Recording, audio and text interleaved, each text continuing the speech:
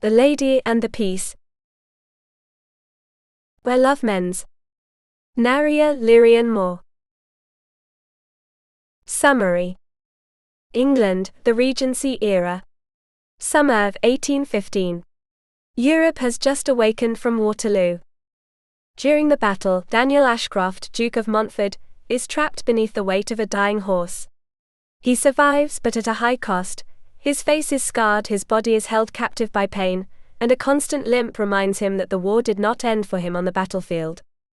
Edith Whitcombe, a young Englishwoman of good family, has spent years in Denmark training in therapeutic massage and medical gymnastics at the prestigious Royal Medical Institute of Copenhagen. Her methods, both innovative and poorly understood in England, have closed the doors of traditional medical circles to her. Edward Montague, Marquess of Ravenscourt, one of the men who saved Daniel's life after the accident at Waterloo, sits on the board of governors of the English hospital that rejected Edith and her theories. Aware of his own limits and those of traditional medicine, Edward believes Edith's skills may be the Duke's last real chance. Daniel, however, refuses to receive her. He will not tolerate anyone, and least of all a woman, approaching his injured body or a face he no longer recognizes as his own. That refusal begins to crack when his cousin Percy Crowhurst, coarse and ambitious, disparages any attempt at recovery. It is not cruelty alone. Percy would be the heir to the dukedom if Daniel fails to produce an heir. As Daniel and Edith begin a difficult and delicate path toward healing, an unsettling truth comes to light. The shot that changed the Duke's life at Waterloo did not come from the enemy, but from friendly fire. Discovering who pulled the trigger may mean justice, or place both their lives in danger. Epigraph. It was not war that conquered my pain, but a hand that chose to stay. Where the body still trembled, peace learned to speak its name. You did not come to save me, you came to stay. And in that silent gesture, my wound learned to rest. Prologue. Waterloo, summer of 1815. Across from High Turnpike Road, near Waterloo, Colonel Daniel Ashcroft shifted his weight slightly in Aquila's saddle as he inspected his regiment. The gesture was automatic, almost unconscious, but the sensation pressing on him was not, a dark, heavy foreboding, as if the very air foretold a catastrophe. His men stood motionless, rigid as lead figures, watching Napoleon's vast army deploy across the opposite slopes of the escarpment. Aquila, his favored warhorse, snorted and tossed his head. Daniel felt the tremor run through the animal, and knew he was not alone. Pale faces and clenched jaws confirmed that fear had taken root in them all. He had spoken of courage, of perseverance. He had wondered whether his words had amounted to anything, or if they were merely elegant noise before the end. If I am to ask them to hold fast, he thought, I must believe it myself first. The sharp crack of a gunshot tore through the silence. The jolt rippled through the ranks like a wave. Daniel had barely an instant to think the sound had been too close. He did not have time to shape the suspicion. Aquila reared with a shrill, frantic whinny and lost its footing in the mud. Daniel's heart leaped into his throat. He struggled to free his boots from the stirrups, trying to jump clear of the animal's thrashing body as it collapsed. He caught fleetingly the panic mirrored in his men's eyes before a brutal blow burst across his face as he hit the ground. The pain was immediate, fierce, focused in one eye. And absurdly, he thought he would be furious if his nose were broken. He had no time for anything else. An immense weight tore the air from his lungs, and shattered far more than his pride. Crushed into the mire, gasping, Daniel became aware of Aquila's agony atop him. In that terrible moment of clarity, he understood that he would die before the battle had even begun. Chapter 1. Guildford, Surrey, England. Summer of 1818. The young stable boy stared at him with his mouth half open, as if he had never seen a duke afraid to mount a horse. Daniel Ashcroft would have given anything to be anywhere else, not there, in the stables behind Montford Hall, the ducal residence where he had spent 3 years living apart from the world, with no need for witnesses to his confinement. "Take it easy, Daniel," said the only friend he had left. Daniel clenched his teeth as he watched the horse calm and docile. Fear tightened his throat, and the whip slipped between his fingers damp with sweat. "Easy for you to say," he replied harshly, and regretted it at once. Edward Montague did not deserve that tone.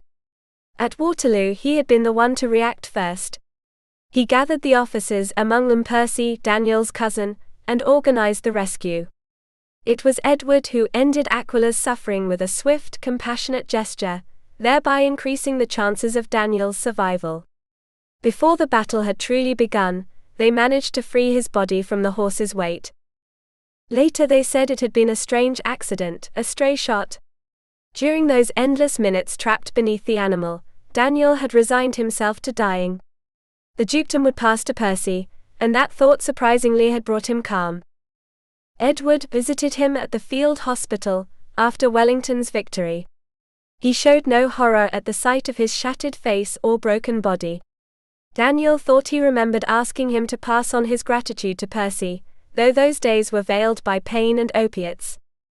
Since then Percy had appeared at Montford Hall whenever he pleased, and each visit left a bitter aftertaste. Something about his cousin had never sat well with him. Perhaps now he had the time and the clarity to accept it. One of the clearest memories of his convalescence was congratulating Edward on the medal for valor he received. It had been a sincere gesture, the little he could still offer. He never fully recovered. The proof stood before him. 3 years after that day in 1815, he still struggled to mount a gentle horse. It was no wonder the stable boy looked at him that way. Daniel scarcely left the house, and the boy was seeing his lord's scarred face for the first time.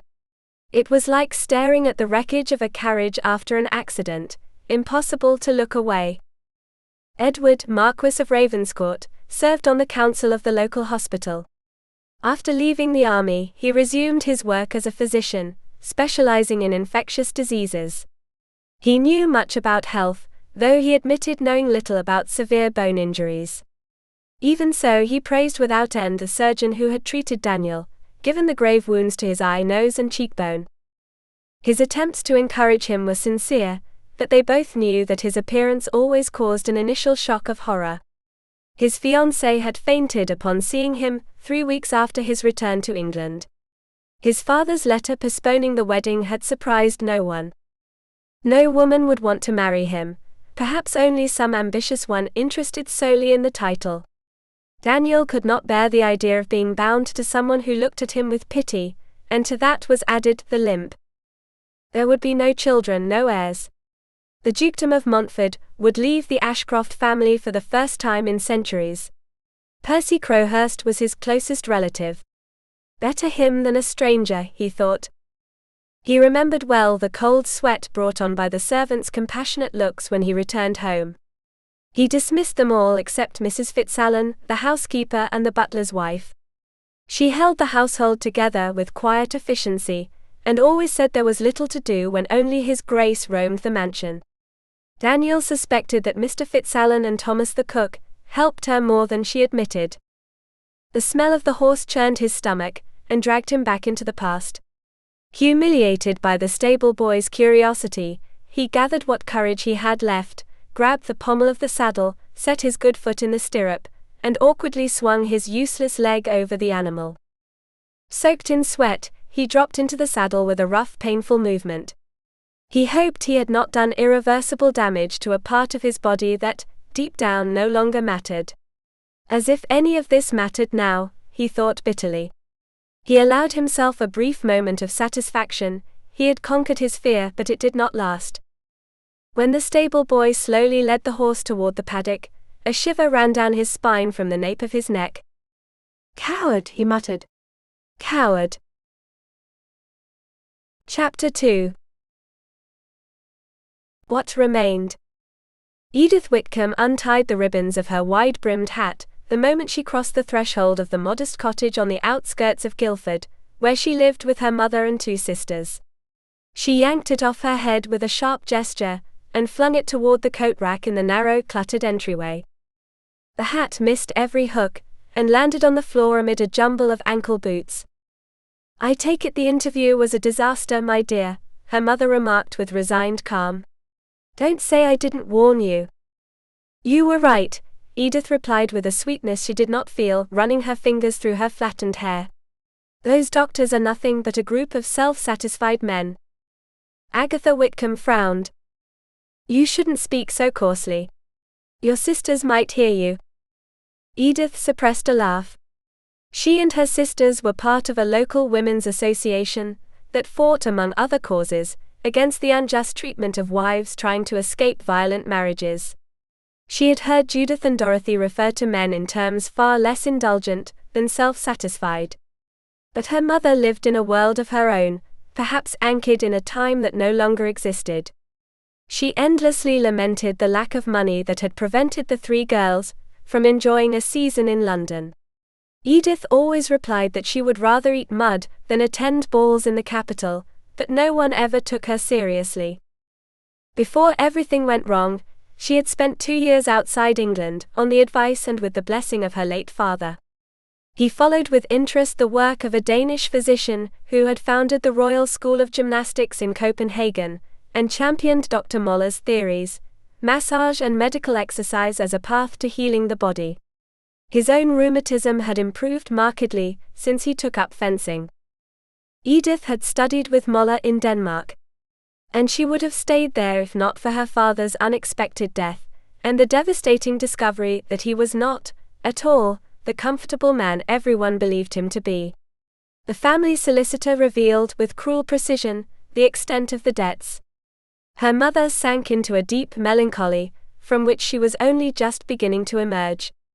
To make matters worse, a creditor took possession of the 5-bedroom house, forcing them to move into that small cottage. How did it go? Judith asked as she entered the sitting room. Edith let out an impatient sigh. With the exception of one member of the board, they all believe a woman's place is in the kitchen, not in a hospital, unless she wants to spend her days emptying chamber pots. And always pregnant, I suppose, Dorothy added dryly as she joined them. I told you so, their mother interjected, satisfied, missing the sarcasm entirely. And they're right. I don't know what your father was thinking, allowing you to go off to Denmark. Edith smiled at Judith's conspiratorial wink, let her head fall back against the sofa, and closed her eyes as her mother's voice resumed its familiar refrain. Her calling was to help those who had suffered grave harm, wounded bodies that demanded more than resignation. She knew Agatha Whitcombe would never understand that. To her mother, a respectable lady should not work, and certainly not at anything other than teaching. The increasingly real prospect of becoming a governess to wealthy, spoiled children tightened her chest. I did not cross seas to end up taming other people's wills, she thought. My place is where pain demands steady hands, not where obedience is rewarded. Chapter 3. The Inner Flame. I can't believe you even suggested something like that, Daniel declared, lifting another glass of brandy to his lips. The fourth, the fifth. It no longer mattered. Exercises and massages? Why not? Edward replied. You've ridden several times this week. That's remarkable progress. You can't ignore your duty to secure an heir. Daniel set the glass down on the table with a sharp thud. I will not have children. In all likelihood, Percy will inherit.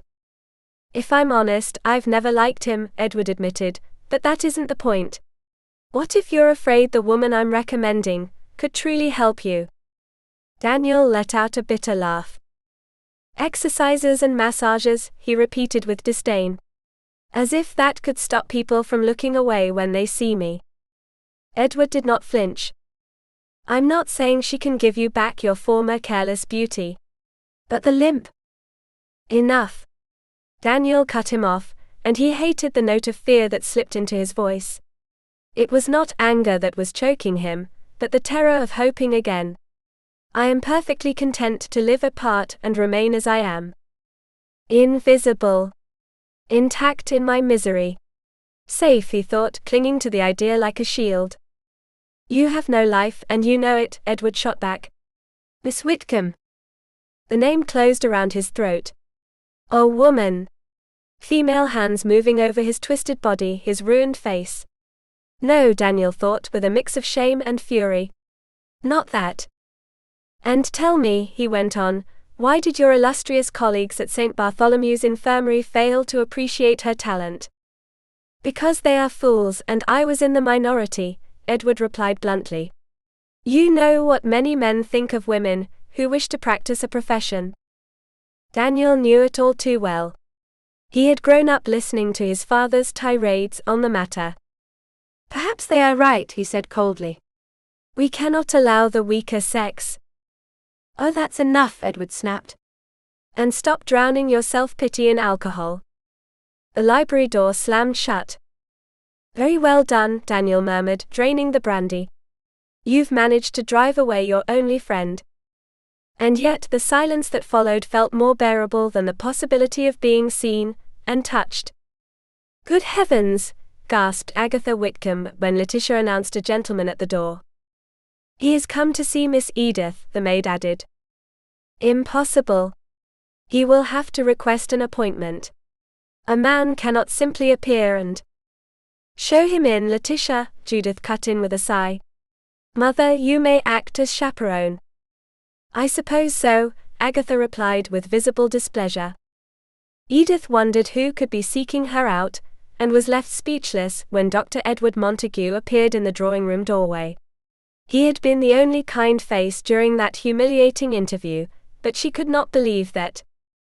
Remove your hat, young man, her mother ordered before he crossed the room. With a look of confusion, Montague took off his top hat and gloves and handed them to Letitia. Miss Whitcombe. Agatha snorted in disapproval. Edith clenched her fists. Breathe, she told herself. Do not give her this moment. Mother, allow me to present Dr. Montague. He bowed and politely kissed the hand Agatha offered him, as though they were in a ballroom. Dr. Montague, my mother, Mrs. Agatha Whitcombe. Of the Edmund Whitcombes, she added. Edith raised a silent prayer. Since when are we of Edmund? Mrs. Whitcombe, he said kindly, though he was no doubt wondering the same. I am a member of the Council of St. Bartholomew's Infirmary. I see, Agatha replied. And why do you now seek my daughter, after so cruelly rejecting her medical competence? Montague's eyes widened, taken aback by the direct attack. Edith, astonished that her mother was praising her training, reacted quickly. She asked for tea to be served and offered the visitor a seat. First of all, he began, adjusting the cuffs of his dark blue frock coat, allow me to apologize on behalf of my colleagues. I firmly believe that massage can provide considerable relief. Lady Agatha started violently. Even Edith felt the ground shift beneath her feet. Apology accepted, her mother said. I am well aware that most men do not tolerate a woman having a career. Montague looked uncomfortable. And with good reason. Agatha exclaimed. The silence grew heavy, until Letitia returned with the tea trolley. Agatha took charge of pouring, leaving Edith to ask about sugar and milk. I do not know whether what I am about to say will offend you. Montague began after a sip. A chill ran through Edith. He has come to court me, she thought, horrified. I smiled too much. I don't think. Allow me to rephrase, he interrupted, setting down his cup. I have a friend, an officer, gravely wounded at Waterloo. I sincerely believe your Danish techniques could help him. Out of the question, Agatha pronounced. Edith cannot lay her hands on a man. Mother, please, Edith replied with calm firmness. I can speak for myself. Describe his injuries. As Montague recounted the accident and its terrible consequences, Edith's heart turned toward that unknown soldier. She did not see a male body, nor a moral scandal, but pain. And need. This is what I have learned for, she thought. This is why I crossed borders. I am willing to try, she said when he finished. There is a problem, Montague added. She nodded, already anticipating obstacles. We can discuss fees after I examine him. It is not that. Colonel Ashcroft refuses to receive treatment from you. Edith did not lower her gaze. Then he will have to be convinced, she thought, not yet knowing how much it would cost her to do so, nor how profoundly her own life was about to change. Chapter 4. A silent choice. Nothing good can come of this, Lady Agatha lamented. Intrigued by her mother's tone, Edith went to the window. A glossy black carriage waited on the drive, its door held open by a liveried footman. 2 magnificent grey horses completed the scene. Montague must be a man of means, Judith remarked as she joined them. Indeed, Edith replied. They do not invite the poor onto the council of St. Bartholomew's Infirmary in Guildford. Nothing good can come of it, her mother repeated as Montague stepped down from the carriage. That colonel has refused your services. Try to rest a little, mother, Edith encouraged her, adjusting the ribbons of her cap. We must be going. Judith immediately understood that it was best to step outside to meet Montague before he entered the house. Visiting a reluctant patient was unsettling enough, without adding the presence of their mother, always eager to subject any gentleman to a moral interrogation. When Montague greeted them with a courteous bow, and invited them to climb into the splendid carriage, Edith felt a cautious hope stir anew. Judith ran her hand over the plush red velvet cushions, and the sisters exchanged a look of mingled amazement and excitement. Colonel Ashcroft lives at Montford Hall, Montague explained as they set off. In the countryside just outside Guildford. I believe we once passed the gates, Judith said, batting her lashes with studied coquetry. Edith watched the scene with an amused smile. She could not recall ever seeing her sister flirt with anyone. If I'm not mistaken, Judith went on, the house can't be seen from the road. I always wondered who lived there. The drive is long, Montague replied. There was something restrained in his tone, a slight reserve that made Edith straighten. They knew the colonel was not expecting them, but that hesitation suggested more than that. He does not fear our presence, she thought. He fears his friend's reaction. The carriage rolled smoothly to a halt before 2 enormous stone pillars, standing like sentinels. Atop one of them, a gilded inscription announced the entrance to the Montford Hall estate.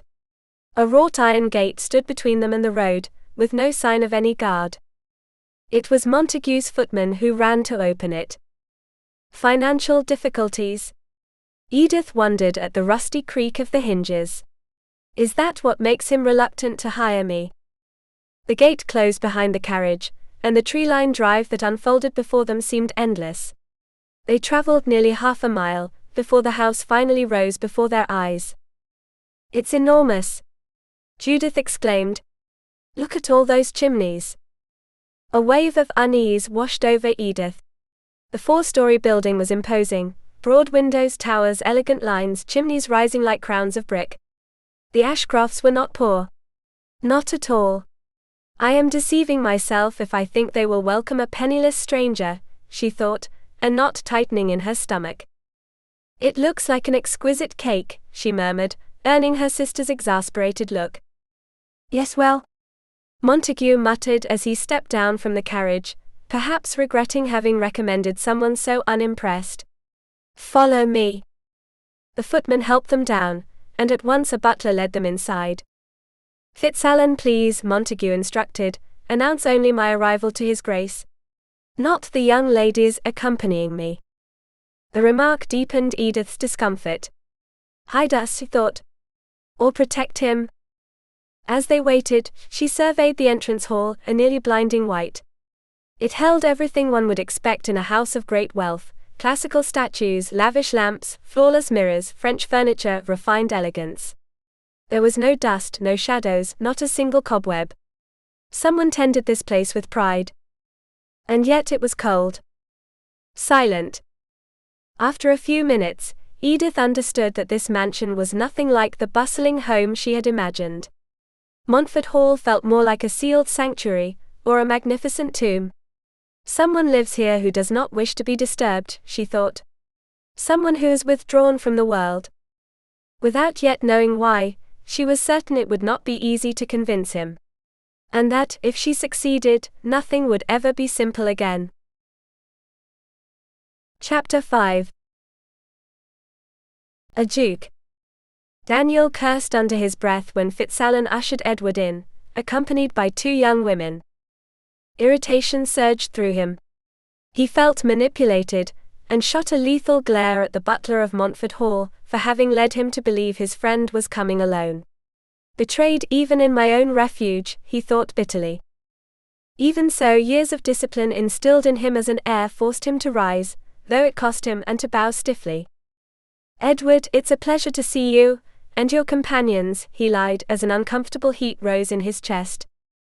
What unsettled him was that Edward had brought not 1 but 2 women. One of them was undoubtedly the enthusiast for exercises he had spoken of. The fanatic. "Allow me to introduce the Misses Whitcombe," Edward said. "Edith and Judith. Miss Edith specializes in Danish techniques." Daniel clenched his jaw.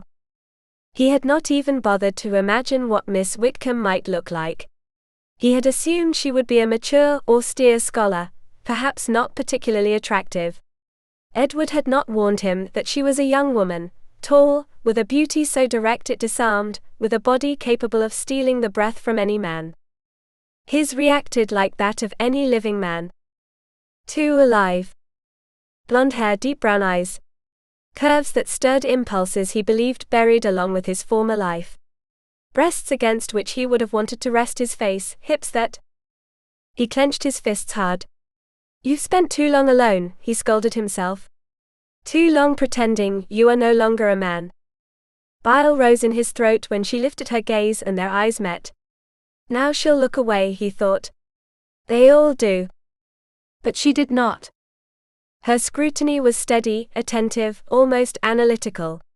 It threw him off balance. "I don't mind your staring," he said harshly, gripping the edge of the desk. "I'm used to it." "Daniel," Edward reproached him. "There is no reason to be discourteous to Miss Whitcombe." "No," he replied. "I suppose it is you who deserves my anger. I expressly told you that." "I am not looking at you out of curiosity, Colonel," she interrupted calmly. "I am observing your features, in order to assess how to relieve your condition." The interruption was improper. And yet something in her words disarmed him. No one had ever understood that his face hurt as much as his hip. That perception left him breathless. "To address me you must use your grace," he said, hating the affectation that slipped into his voice. "Take refuge in the title," he told himself. "It is the only thing that still protects you." She frowned, confused. "Are you a duke?" "Allow me to present His Grace Daniel, Duke of Montford," Edward clarified through clenched teeth. The sister's eyes widened, and she hurried to curtsy. Edith Whitcombe did not move. Daniel was about to reprimand her, when Fitzalan returned to the study to announce the arrival of Percy Crowhurst. "For heaven's sake," he exclaimed. "Can one not have a moment's peace?" "We'd best take our leave," Edward decided, casting a sharp glance at the newcomer as they crossed paths at the door. "We'll return another day." "Don't trouble yourselves," Daniel replied, dropping into the leather armchair, grateful to relieve the weight from his leg. What a relief! But even as he said it, he knew it was not entirely true. The room had regained its silence, and yet something had been altered forever. The memory of eyes that did not look away still burned on his skin, like a promise as unsettling as it was impossible. Chapter 6. An unwelcome visitor. "What the devil did Ravenscourt want?" Percy growled. "As rude as ever. Did you see how he treated me? Don't tell me he has 2 mistresses now." Daniel pointed to an armchair, and as he did so, clearly recalled everything he had never liked about his cousin, the complete lack of tact, that invasive familiarity he mistook for frankness. Those women were not Edward's mistresses. He could not explain why he felt the need to defend the Mrs. Whitcombe, nor why the mere idea that Edith, especially Edith, might be his friend's lover caused an uncomfortable twinge in his stomach. "It's none of my concern," he told himself, though his body did not seem convinced. One of them is something like a nurse, he added. She studied at a Danish school, quite advanced apparently. Percy poured himself a generous measure of brandy, dropped into the chair, stretched out his legs and crossed them with an irritating ease. At this point you won't be needing a nurse, will you? Daniel longed for the soothing burn of alcohol, but resisted the urge to ask for a glass. Percy had not even offered. Besides, his cousin's tone grated on his nerves. Her specialty is muscular reconstruction through exercises and massage, he said, surprised at how precisely he remembered Edward's explanations. Percy raised his brows, amused. I can understand the appeal of having two such beauties massaging certain parts of my body, if you know what I mean. Bile rose in Daniel's throat again. But thinking she could help you is ridiculous, Percy went on. You have the good sense not to believe such nonsense. Edward is just giving you false hope. I wouldn't trust him. Daniel had never had reason to distrust his friend, but those words planted an unexpected unease. And why not? He asked coldly. I shouldn't say anything, Percy replied. They're just rumors. What rumors? Espionage, he murmured after a brief hesitation. For Bonaparte. Daniel had long suspected that Edward acted as an informant for the crown, and sent information to Whitehall, but a spy for Napoleon. It was absurd. Edward was an upright Englishman, loyal to a fault. Ridiculous, he exclaimed. That kind of gossip should not be repeated. You're right, Percy conceded, draining the brandy. The silence that followed was dense. Daniel replayed the morning's events in his mind. Perhaps the Danish techniques would not change much, but Edward would never have risked his anger by bringing Miss Whitcombe if he did not truly believe in her usefulness. Percy had no right whatsoever to question either his friend's intentions or his reputation. Edward had nothing to gain from Daniel's recovery. Percy, on the other hand, would lose everything. The idea of allowing Miss Whitcombe's hands to touch his battered body suddenly became dangerously appealing. His appearance had not seemed to disturb her. The memory of her voice, calm, steady, elicited an involuntary response. Twice in the same day, he murmured with a brief bitter laugh. What are you saying? Percy asked. Nothing. Have I ever thanked you for saving my life? Of course, his cousin replied, getting to his feet. I did what anyone would have done. Don't dwell on it. When he was alone again, Daniel savored the silence. The falseness in Percy's voice unsettled him more than he was willing to admit. It was not the first time he had wondered whether he would have survived the disaster at Waterloo, had it not been for Edward's proximity. Perhaps I should agree to try Miss Whitcombe's methods, he said aloud. If only to irritate Percy. And as he said it, he knew it was not entirely a joke. You could have mentioned that the potential patient was a duke, Edith complained as soon as Montague's carriage left Montford Hall. Would it have changed anything? He replied. I am the Marquess of Ravenscourt, eldest son of the Duke of Kingsley. Does that bother you? Kingsley. Isn't that? In Ashbourne, yes. I have chosen to live at my town residence in Brighton. I am closer to my work, my friends, my club in Richmond, and farther from my father. We get along better that way. The confession took her by surprise, but she answered with immediate sincerity. The Whitcombes are not social climbers, if that is what you fear. And who was that visitor so rude? Crowhurst. Daniel's cousin and heir. Edith filed the information away carefully. That Crowhurst fellow did not seem to please either the Marquess or the Duke. During our conversation, Edward continued, you gave me the impression of someone deeply committed to helping others. I suppose I have known Montford for so long that I forget to think of him as a duke. Have you been friends a long time? We watched each other's backs at Eton. That's how we survived, he replied with a weary smile. He was not always so surly. Pain and deformity test one's character, she observed. Do you think he will eventually accept?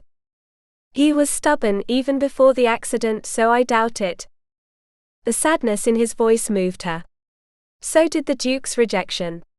Edith leaned back against the velvet seats and closed her eyes, regretting not having recognized earlier the coat of arms on the carriage door. It was natural that members of the high nobility should associate with one another, especially if they had shared a school. Judith had been lively on the outward journey, flirting unabashedly with Montague. Now she was silent, hands clasped in her lap, gazing out the window. Neither of them had realized in time that they were dealing with peers of the realm. Daniel Ashcroft had suffered terrible injuries. The rigidity of his damaged jaw betrayed that his face and his eyes still caused him pain. One of them retained an intact liveliness, the other by contrast seemed overcome by a lingering shadow, the gaze slightly drooping, veiled with a moist gleam that did not react in the same way as its twin. It was not difficult to imagine the attractive man he had been before the war. She had not seen him walk, but the measured awkwardness with which he rose from the armchair said enough.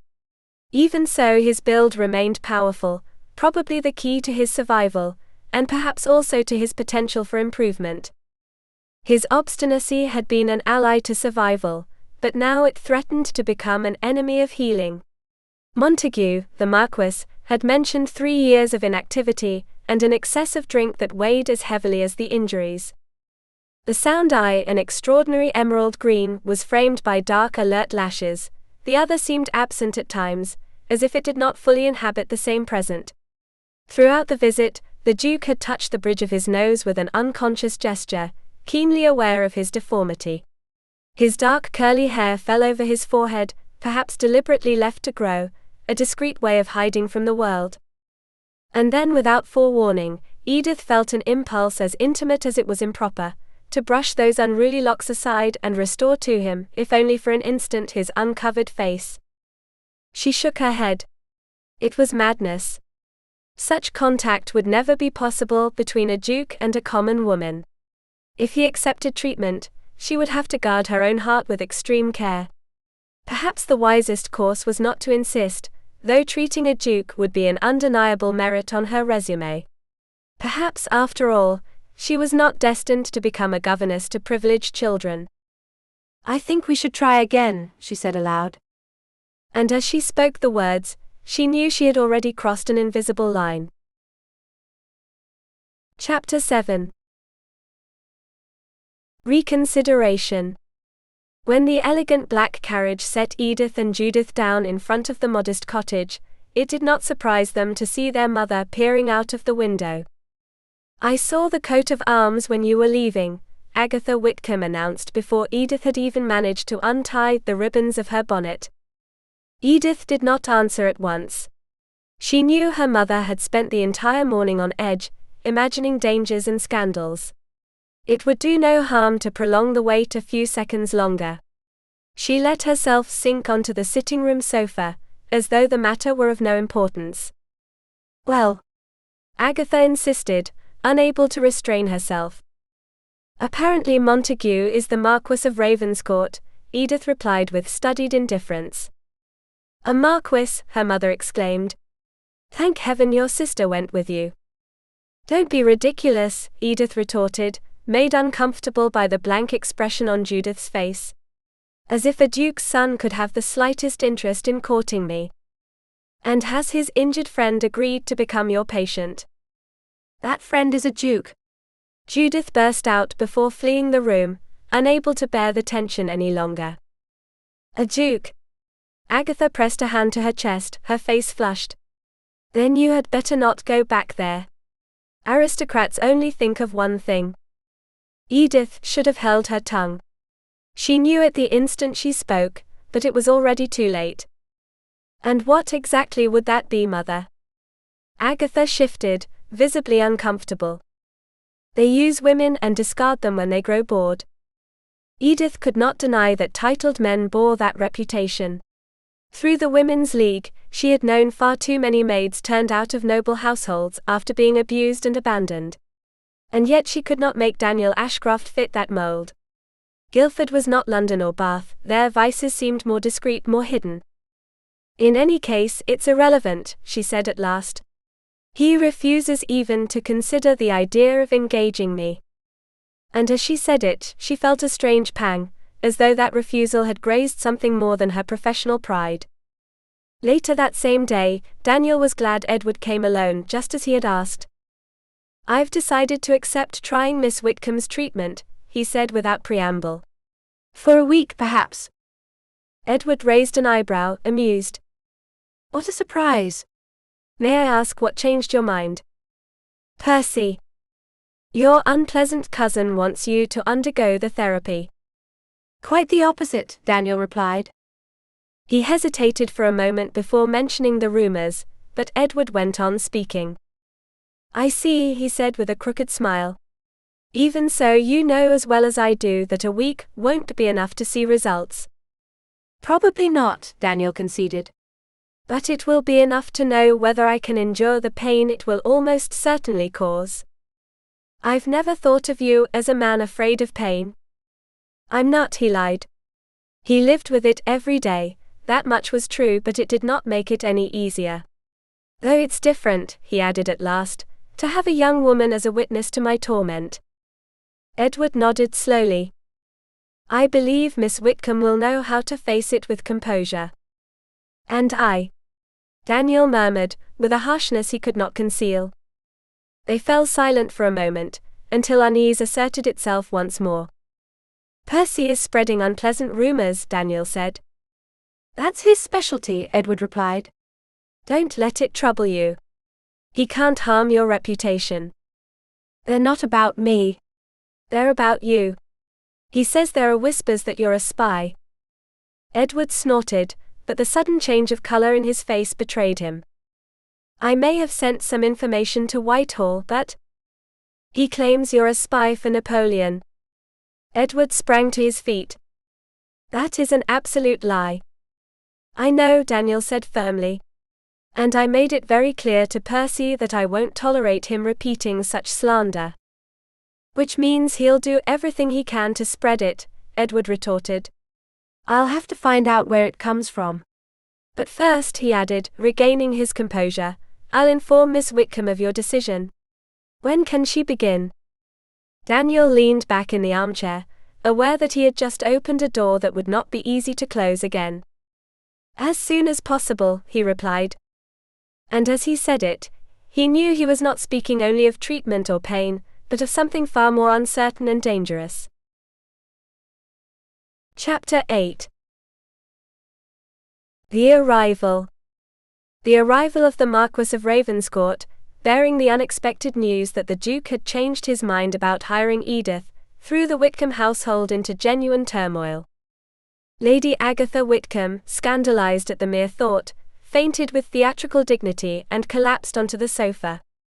Judith and Dorothy fluttered around her like nervous little birds, fanning their mother's pale face with an outdated newspaper. For some hard-to-explain reason, and although the Marquess appeared less jovial than on his previous visit, Montague directed his soothing words mainly to Judith, as if she were the emotional center of the scene. Edith's heart pounded. She had resigned herself to applying as a governess, even though the idea of leaving Surrey felt almost unbearable. And suddenly, that grey fate was crumbling to make way for a dizzying array of possibilities. Was I really ready? The Duke's injuries were severe, and his character, from the little she had seen, could be described without exaggeration as hostile. Dr. Moller had always insisted that optimism and trust in the treatment were essential to the patient's recovery. And Daniel Ashcroft seemed to lack both. Until then, putting her knowledge into practice had been an almost theoretical aspiration, an ideal cultivated with conviction and study. Edith had always believed, with a certainty born of effort, that she was prepared. Yet now reality struck her with overwhelming clarity. No wonder her mother had fainted. The mere prospect of touching a real man, flesh and blood, and none other than a duke, had nearly made her lose consciousness too. Not from modesty, she told herself firmly, but from the weight of what that gesture meant.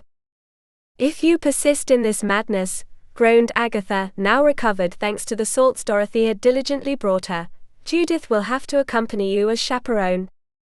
"I would prefer Miss Dorothy to take on that responsibility," Montague intervened. The dry tone of his voice surprised everyone. Judith's lower lip trembled, and tears filled her eyes. Edith watched her sister's reaction with growing bewilderment. That excessive response to a simple suggestion did not go unnoticed. And as the room slowly returned to calm, Edith realized that none of it, neither the injured Duke nor the stern Marquess nor her mother's fainting, was any longer an abstraction. Her vocation, her freedom, and her future had just irrevocably intertwined with a man who did not want to be saved. Chapter 9. Time for healing. The following Monday, the knot Edward had carried in his throat loosened when he saw that it was Miss Dorothy Whitcombe and not Judith, who climbed into his carriage alongside her sister. He told himself he was acting foolishly, but the thought of Judith witnessing the start of Daniel's treatment was unbearable. If a woman was to see a man remove any article of clothing, even if only a tie, Edward wanted that man to be him. The mere awareness of that thought left him stunned. He had taken a fancy to a young bourgeois woman he barely knew. He could easily picture his father's stern frown. The Duke of Kingsley would act swiftly to quash any inconvenient attachment, and Judith would end up paying the price. It was not unthinkable that he himself might be forced to return to the family estate in Ashbourne. Maybe it all boiled down to that fiery red hair and green eyes, capable of awakening his body with humiliating immediacy. He was traveling in a luxurious carriage with two equally beautiful women, yet he did not feel the slightest spark of desire for either of them. Edith sat with her hands crossed in her lap, her knuckles white from gripping her fingers so tightly. "Don't be nervous," Edward told her. "Montford can be difficult, but he is a gentleman." "Pain tends to sour the character," she replied, unable to hide her unease. "I trust I can help him be less difficult." Those words came from her vocation, but also from an inner determination that surprised even herself. Daniel Ashcroft was not just a difficult patient, he was a challenge, and challenges had always awakened in her an almost sacred stubbornness. "Would you like me to accompany you inside?" Edward asked as they arrived at Montford Hall. "No," Edith answered firmly. "They are expecting us, and your presence might be an obstacle on this first visit." Edward wasn't sure he fully understood what she meant, but the shadows Percy Crowhurst had planted in his mind kept him from insisting.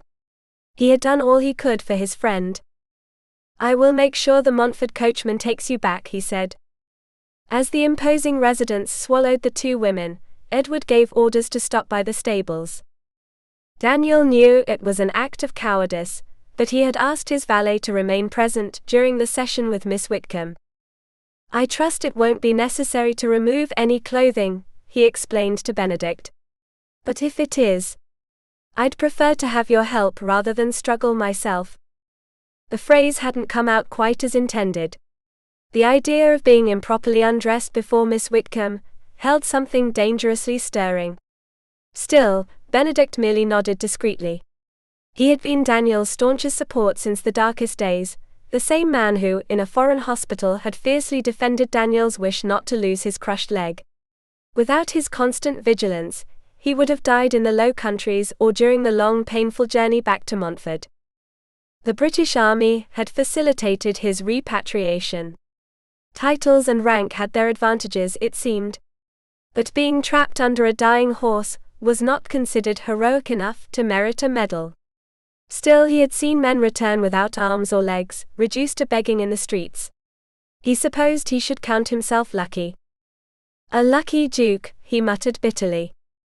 "Did you say something, Your Grace?" Benedict asked, as Fitzalan entered to announce the arrival of the Mrs. Whitcombe. "Nothing," Daniel replied, his throat suddenly dry. Miss Edith entered accompanied by another young woman, and the air seemed to refresh with their presence. Daniel refused to acknowledge the flicker of hope that passed through him, but he couldn't help feeling relieved that his rudeness hadn't driven her away. That woman did not leave in the face of harshness or another's pain. And that, for better or worse, unsettled him more than he was willing to admit. Chapter 10. Breath. Edith's heart leapt violently as she entered the room. The magnitude of the task ahead was overwhelming, and not only because of the Duke's severe physical injuries.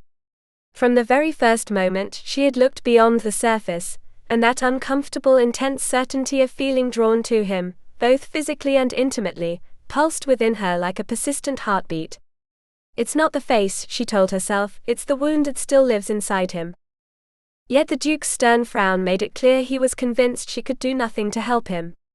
And that skepticism would be the hardest obstacle of all. Your Grace, Edith said, hoping he wouldn't notice the slight tremor in her voice as she bowed deeply. Dorothy rose after the courtesy, and slipped away to a corner beside an impeccably dressed servant, who watched Edith with open suspicion. His guardian, she thought. Or his shield. Very well, said the Duke. Edith wasn't sure if that word was because she had used the correct form of address, or because of the submissive gesture she had just offered. In any case, she clung to that tiny approval like a firm thread. Let's begin, he ordered. The valet straightened, ready to step in if his lord needed him.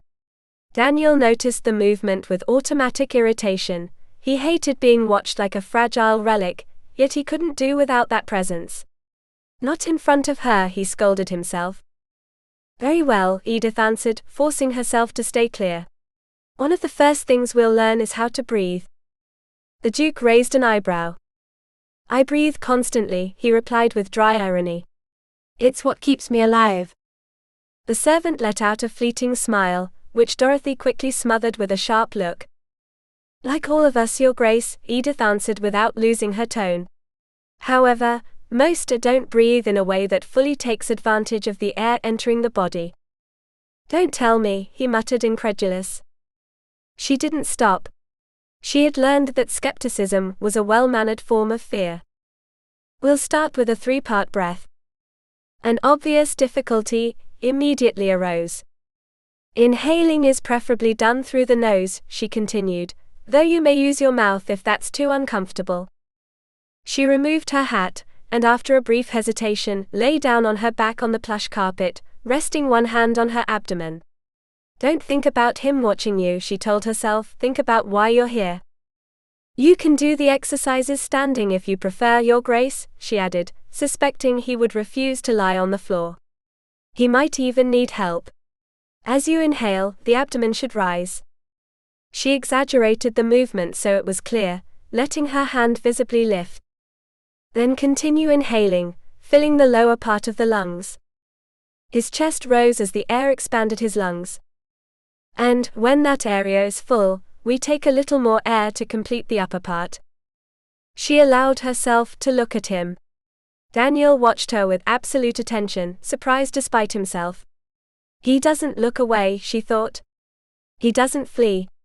Suddenly, she became aware of how vulnerable she must seem, lying on the floor of a duke explaining something as basic as breathing. But there was no turning back now. Then we exhale through the mouth, slowly, she continued, first from the upper lungs, then the lower, and finally the abdomen. She exaggerated the soft whistle as she let the air out. If you wish, I can repeat it, she offered calmly. No need, the Duke replied. I'm not a slow learner, though I don't see the use of this exercise. Edith rose with all the dignity she could muster. Correct breathing is the foundation on which we'll build any progress, Your Grace, she said with steady calm. Without it, the body struggles alone. She looked at him without defiance, but without yielding. Daniel held her gaze. Something uncomfortable stirred in his chest, an old and forgotten feeling, being treated not as an invalid or an object of pity, but as a man capable of learning, of resisting, of changing. Shall we begin? She asked. And against his will, the Duke knew they already had. Chapter 11. Ruthless woman. Daniel had more urgent problems than his breathing. He had barely recovered from the disorientation caused by seeing Miss Whitcombe lie down on the floor with unsettling ease, when she filled her lungs and her chest rose. Heat surged up in him suddenly, unwanted, almost offensive to the control he demanded of himself.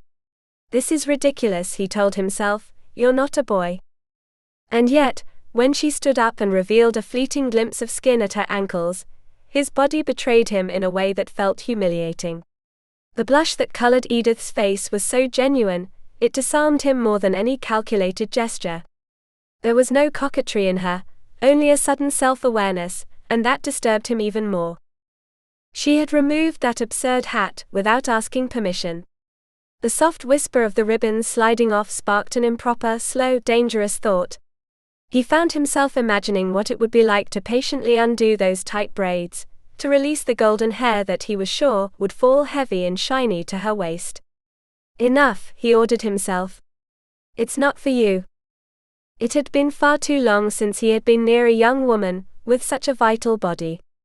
That must be it, he convinced himself, a delayed reaction purely physical. He was just about to regain some composure when she took his wrist and placed her hand over his abdomen. Daniel staggered. His leg and hip protested with fierce pain. He had stood for longer than was wise. "We can sit down to do the exercise," Miss Whitcombe said, holding him by the elbow. He should have been annoyed by the familiarity, but he was grateful she had noticed his weakness without making a spectacle of it. Benedict immediately came to help him reach the chair. Daniel naively thought that would be the end of it. He was wrong. "Now inhale," she instructed, "and make sure the abdomen pushes your hands as it fills with air." He obeyed. "Close your mouth, Your Grace," she ordered. "Breathe only through your nose if possible." He tried again, deciding not to take offense at the firm tone. "She's not treating me like an invalid," he thought, surprised. "Straighten your back as you fill your lungs." A spasm ran down his spine as he tried. The pain left him breathless. "We'll leave posture for another time," she said with practical calm. "For now, let's focus on breathing." "This reminds me of a governess I had as a boy," he gasped when the pain eased. "I bet you cared for her," she replied with an open smile. "I hated her," he admitted. He instantly regretted it. Edith's smile faded, along with something that had begun to loosen in his chest. Edith needed to make sure the Duke mastered the technique, although the wild spark in his narrowed eyes showed he didn't enjoy her insistence. "He doesn't like losing control," she understood, "and I'm pushing him to give it up. It's important that this way of inhaling and exhaling becomes natural for you, Your Grace," she said after half an hour. "And I think that's enough for today." She didn't want to admit, not even to herself, that she had extended the session longer than necessary. She had found herself watching the broad movement of his chest, the increasingly steady rhythm. Unconsciously, she had synchronized her own breathing with his. It was an intimate feeling, strangely comforting. "This is work," she reminded herself. "Just work." Good heavens, that man must have been imposing before the accident. His roughness made sense. It was the reaction of someone who had lost too much. That certainty strengthened her determination to help him recover not only the damaged muscles, but something deeper, his confidence. "Shall we continue tomorrow, Your Grace?" "There's no rest for the damned, Miss Whitcombe," he replied, a hint of humor in his voice. Edith's relief was immediate. "I'm available in the morning." "Come at 10, he ordered. "And drop the Your Grace. Montford will do." Edith hid her satisfaction behind a bow. That small concession was a crack in his armor. "I look forward to our next session, Montford." The carriage waited as they left. "What was Your Grace murmuring as he said goodbye?" Dorothy asked once inside the carriage. "I couldn't make it out." "It sounded like ruthless woman," Edith replied with a genuine laugh. They laughed all the way back. "Will you need me for tomorrow's session, Your Grace?" Benedict asked once the women had left. Daniel regretted having requested his valet's presence. Maybe he had hidden his reaction, but Benedict knew him too well. "I don't think so." "Remarkable that, Miss Whitcombe," the valet remarked. "Aha!" Daniel replied with apparent indifference. "You may leave." Alone, he reviewed what had happened. It was early and dangerous to let hope take root, but he couldn't deny the effects of proper breathing. His body had relaxed. He hadn't realized how much pain had forced him to breathe shallowly, as if denying himself air was a form of punishment. His expectations were minimal, yet the session had been effective. His face was still marked, the limp undeniable. Still, he had confirmed something he hadn't expected: he was still a man. That was the problem. Miss Whitcombe worked for him, and honourable dukes didn't cross certain lines, no matter how tempting. Besides, she probably saw him as a damaged, even grotesque being. And yet, what harm was there in allowing the fleeting thought of sharing a body with her, even if only in the safe territory of the impossible? After all, his body was used to desiring what it couldn't have. Chapter 12.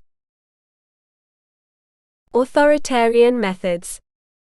The next day, the Duke's carriage dropped Edith and Dorothy off at the entrance of Montford Hall exactly 5 minutes before 10. Fitzallen led them to the study, as the clock struck the precise hour. Daniel was already up from the armchair. Edith noticed immediately. "He doesn't want me to see how he moves," she thought, with a pang of understanding that wasn't entirely professional. The two women made a bow. Dorothy withdrew to a chair in the corner. The valet wasn't present, which Edith took as a good sign: fewer witnesses, fewer masks. "Good morning, Montford," she greeted lightly, as if the name felt natural, almost her own. "Impeccable punctuality." "Good," he replied, putting his watch back into the pocket of his grey waistcoat. "Always controlling something," Edith observed. "If not the body, then time." "Have you been practicing the correct breathing, Your Grace?" "You'll be glad to know I have," he replied with sarcasm she was already familiar with. "Then you should already be noticing its benefits," she said with deliberate gentleness, refusing to take the bait. "What torture have you prepared today, Miss Whitcombe?" "Maybe massaging my horrible face?" Edith took a deep breath. "It's not cruelty, it's pain speaking," she reminded herself. "It's too soon," she answered. "First we must build trust." "Without that, no massage would make sense." A fleeting shadow, disappointment, crossed Daniel's eyes before it vanished.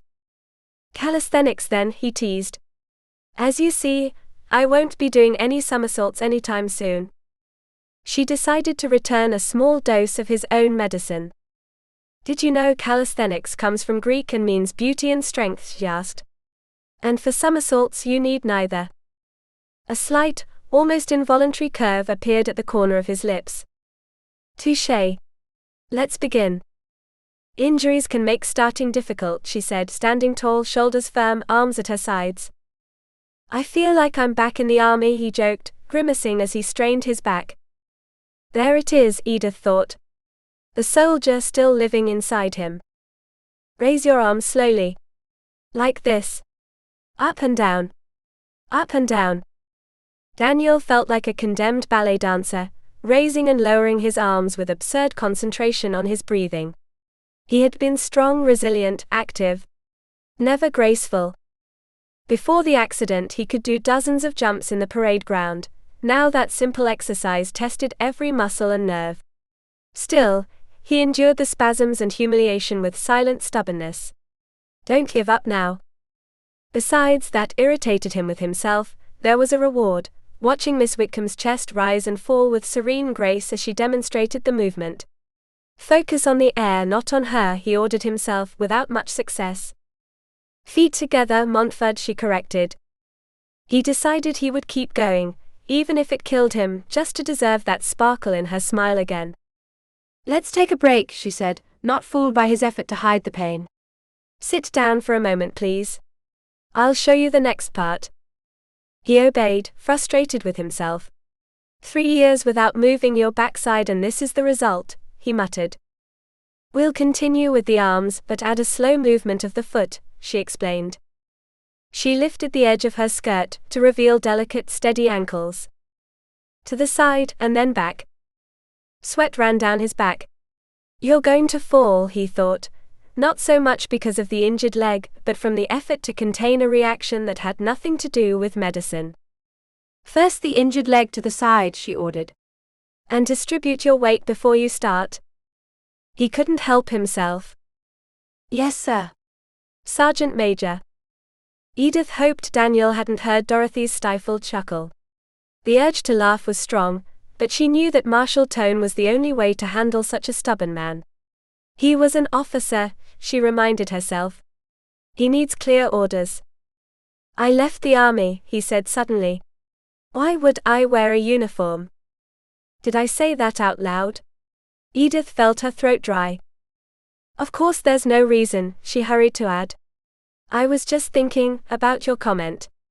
The army needs men who can fight, he spat, not grotesque cripples.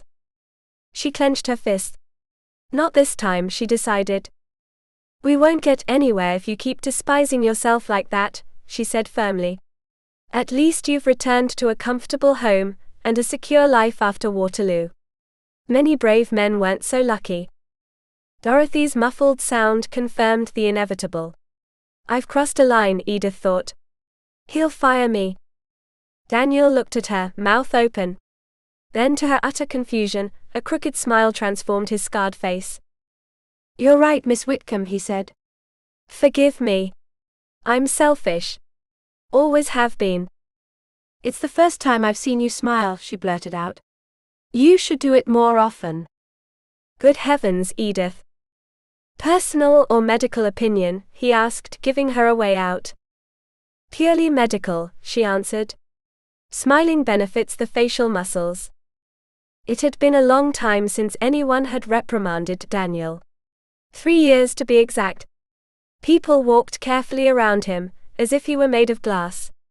He admitted, not without embarrassment, that he had grown used to that deference inherited from his father. Miss Whitcombe's frankness was refreshing. She was right. He had indulged too much in self-pity. Edward had told him so, but hearing it from a woman, and one without a title, forced him to face himself honestly. He stood up, breathed as she had taught him, muttered a silent prayer, and resumed the exercise. Excellent, she said, setting the rhythm with one arm while holding her skirt with the other. Slower now. Breathe. If he focused on Miss Whitcombe's ankles, the pain in his back and hip seemed to ease.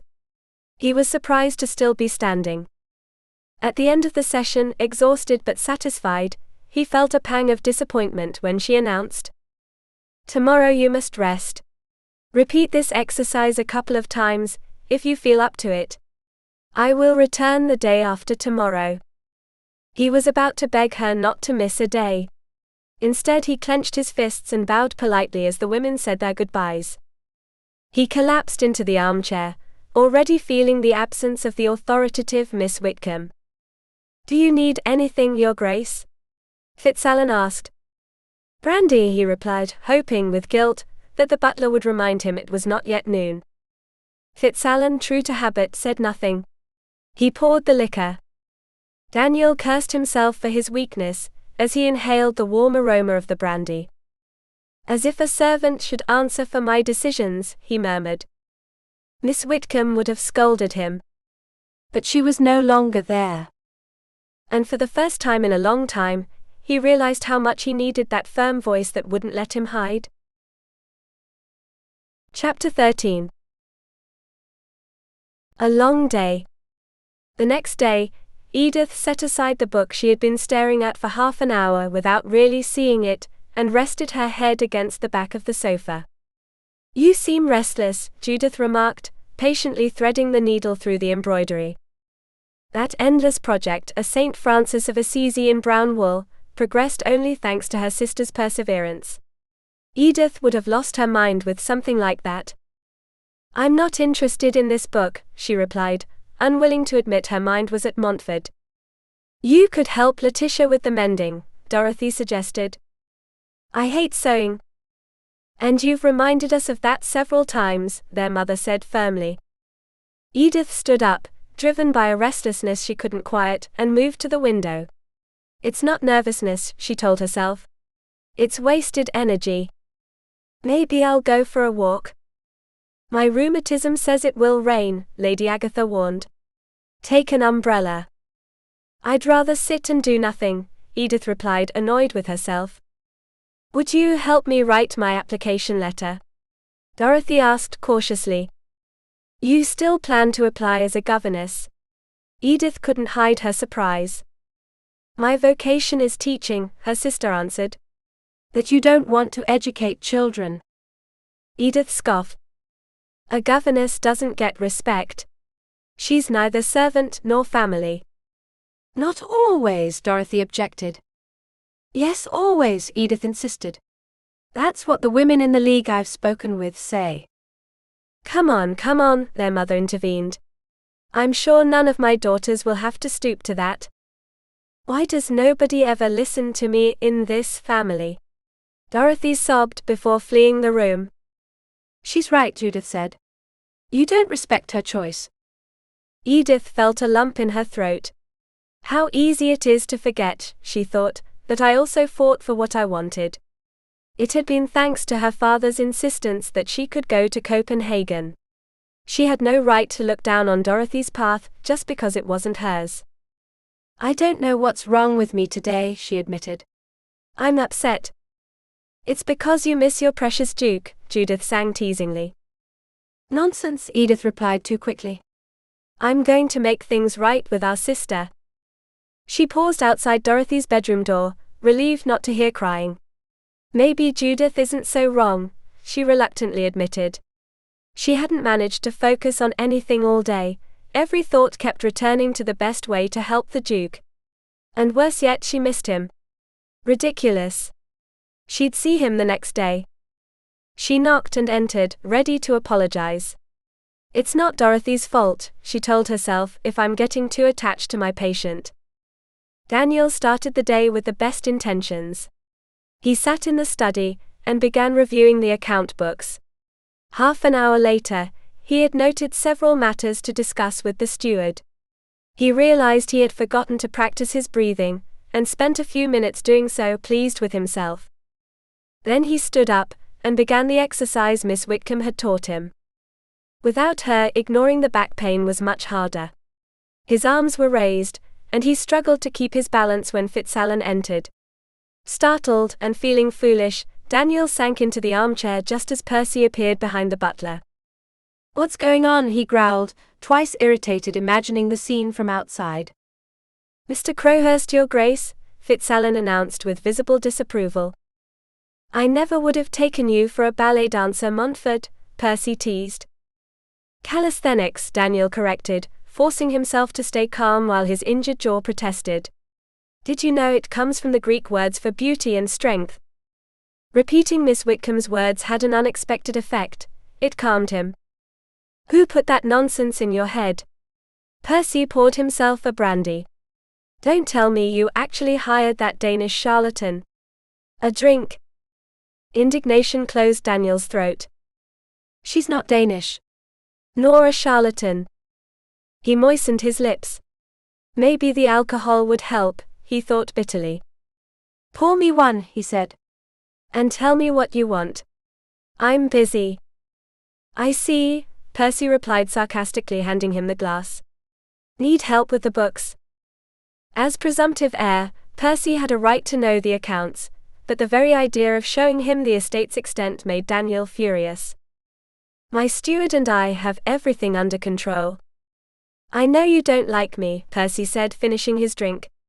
But I'm your only option. Well, if you don't want me here, have a good day.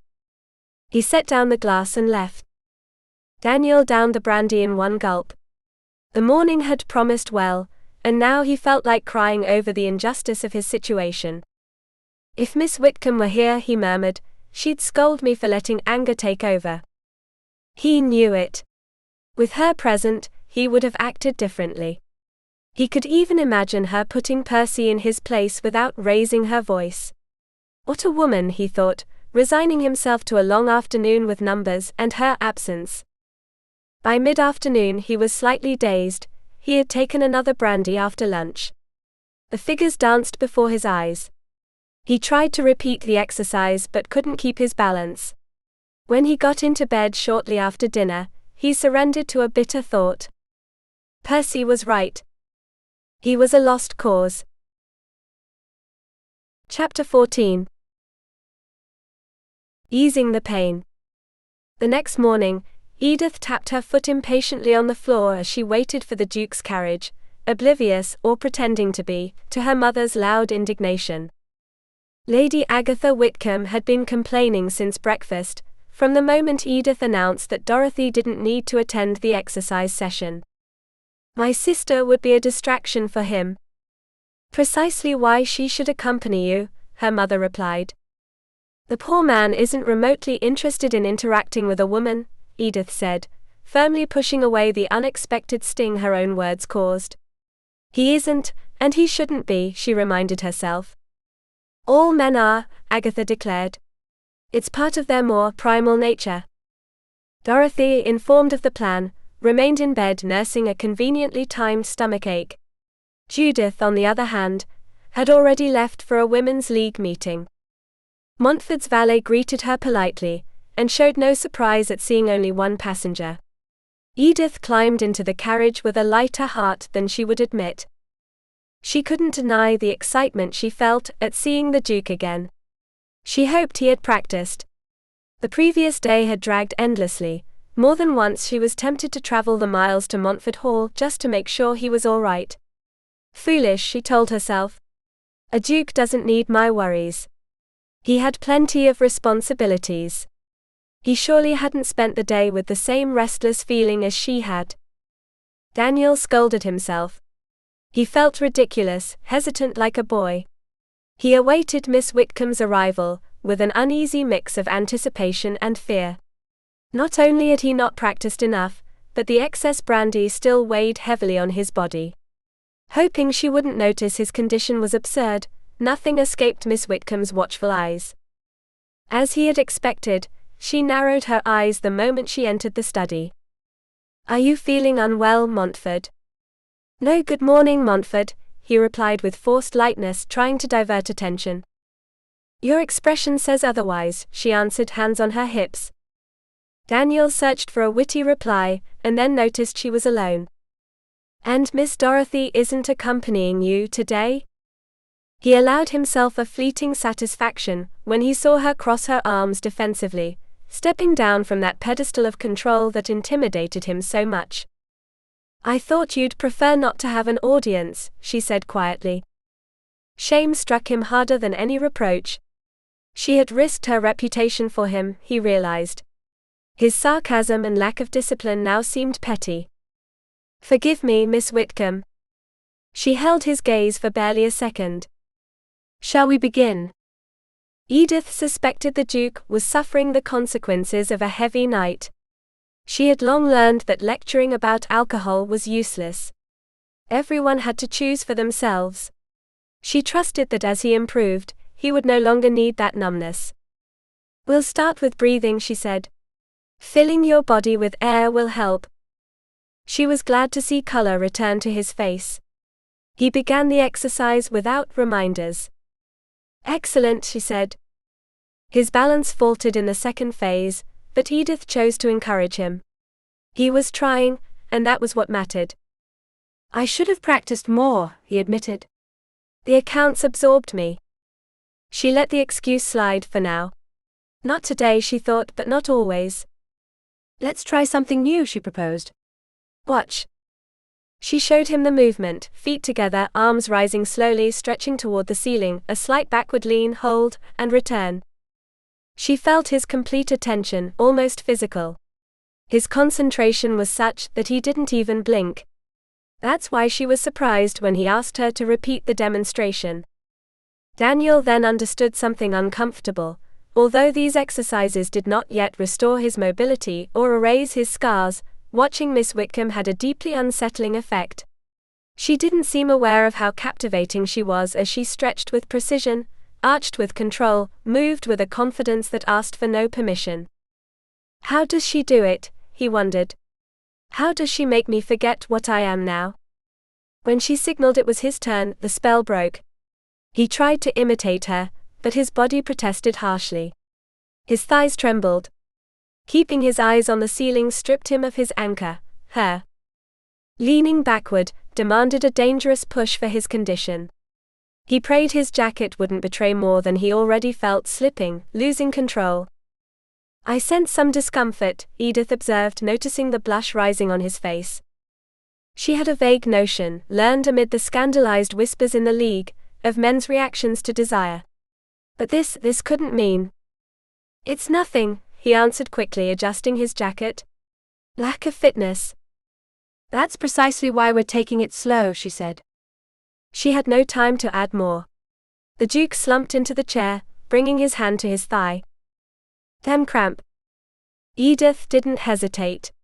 She knelt beside him, moved his hand away, and pressed on the muscle decisively. "Breathe," she ordered in a gently firm tone. She found the knot and pressed. She felt the muscle give beneath her fingers, and began to massage carefully. Only when the pain subsided and his breath evened did she look up. She expected relief. She found contained anger. "You must ask permission before touching me like that," he snapped. She stepped back awkwardly, almost falling. "Forgive me, Your Grace," she murmured. "I forgot my place." "That's all for today," he said coldly, turning his back on her. "Fitzalan will escort you." Hurt by the tone, Edith straightened. "I advise you to practice," she said with dignity. "These exercises prevent cramps. Have a good day." She left, almost running, still shivering from the memory of her skin under his fingers. His muscles were weak, yes, but they could grow stronger. She didn't think of decorum or ranks when easing his pain. It was an unforgivable blunder, and yet, she knew she would do it again if he didn't dismiss her. Daniel closed his eyes and sank into the chair. Once again, he had reacted with wounded pride when someone tried to help him. Her skilled hands had eased the pain, and awakened something else, something that had been asleep for far too long. "I've offended her," he thought. And not without reason. Now, alone, his body insistently reminded him that he was still alive. He climbed slowly to his bedroom, exhausted but aware that something had changed. The breathing, the movement, the presence of a strong and determined woman, had rekindled desires he thought were lost since Waterloo. He collapsed onto the bed with a brief, almost incredulous laugh. Relief came not only to his body but to his spirit. For the first time in years he felt whole again. And that thought, more than any exercise, gave him back hope. Chapter 15. Overly sensitive. Judith heard the front door slam shut with a sharp bang, and immediately knew something had gone wrong. She put down her embroidery and stood up. "What happened?" "Arrogant aristocrats," Edith murmured, as she untied the ribbons of her hat and let it fall onto the coat rack. "And me a fool for expecting anything else," she thought, still with her pulse racing. "I imagine you mean one in particular." "I was only helping him when he got a cramp in his thigh." Judith picked up the hat from the floor, where it had landed among boots and shoes. "Don't tell me you touched him there." "Of course. How is a qualified person supposed to act when someone has a cramp?" "And he got offended, right?" Edith nodded, a mischievous gleam in her eyes. "He was angry because I didn't ask permission." "Did he fire you?" "No." "Then, whether he admits it or not, he was grateful." "And how do you know that?" "Edward, the Marquess," she corrected herself, "explained to me how proud his friend is. His Grace can't stand admitting he needs help. You'll have to be patient." Edith sighed, letting her shoulders drop. "Patience has never been my greatest virtue." "I know. But he'll come to appreciate what you do for him. And by the way, maybe it's best not to tell Mom you put your hand on his thigh." "What is this story?" Lady Agatha's voice thundered from the kitchen. Edith closed her eyes for a moment. She always overheard more than she should. "Did you touch the Duke of Montford's thigh?" "It was a misunderstanding," she replied with effort. "He suffered a sudden cramp. I reacted instinctively, as a professional." Lady Agatha clung to the back of the sofa, and brought a hand to her chest. "You touched a man's thigh." "And not just any man," Judith added with malice, "a ducal thigh." Edith shot her a glare, but it was too late. "Does he still have strong muscles in his legs? Or did the accident—" "How indecent," her mother groaned, sinking onto the sofa. It's not indecent to help someone who's in pain, Edith replied, though the memory of the contact sent an improper warmth under her skin. During her time at the gymnastics school, she had treated many men, healthy, strong bodies, without any of them stirring that intimate unease. And yet, she desired a wounded and distant duke, someone not only beyond her social reach but also emotionally. A shiver ran down her neck. If he suspected what I feel, she thought, he'd dismiss me without hesitation. Daniel heard Fitzalan welcome someone in the hall. Against all logic, he hoped it was Miss Whitcombe, and he felt ashamed of the disappointment that hit him when the butler introduced Edward. The Marquess studied him carefully. You seem different. I'd say the exercises are working. Maybe, Daniel replied, accepting his greeting. Or maybe it's her, he thought, not intending to share that. What brings you so early? Sorry. Miss Whitcombe is waiting downstairs, but I needed to ask you a favor. Anything. Crowhurst is spreading lies at the Richmond Club. Suddenly, they avoid me like I'm a leper. You want me to speak to my cousin? It wouldn't help. But if they knew I had your support. I don't see how. It would be enough if you accompanied me to the club. Tonight or tomorrow. Daniel's chest tightened. He knows exactly what he's asking. The humiliation, the fear of glances, the whispers. And yet. Do you think the appearance of a grotesque invalid will help silence rumors? He spat, instantly hating his tone. Edward hardened. Forget it. I thought you'd understand. He left before Daniel could apologize. Daniel was still trapped in his own bitterness when Miss Whitcombe entered the study. He owed her no explanations, but she had already sensed the tension. In her expression was the question he struggled to contain. She always sees too much, he thought with a mix of annoyance and relief. The Marquis seemed angry, she said finally. Daniel gave in. He has his reasons. I have failed him. She was silent, respecting him, and that pushed him to continue. He asked me to accompany him to the Richmond Club. I can understand that you don't feel ready for a social appearance, she said carefully. He thinks my presence would silence rumors. The confession left him vulnerable, but he didn't regret it. He trusted her. My cousin is spreading the idea that Ravenscourt is a Bonaparte spy. Edith looked at him seriously, and inside her something settled with unexpected clarity. It's not just his body that is wounded. It's his place in the world.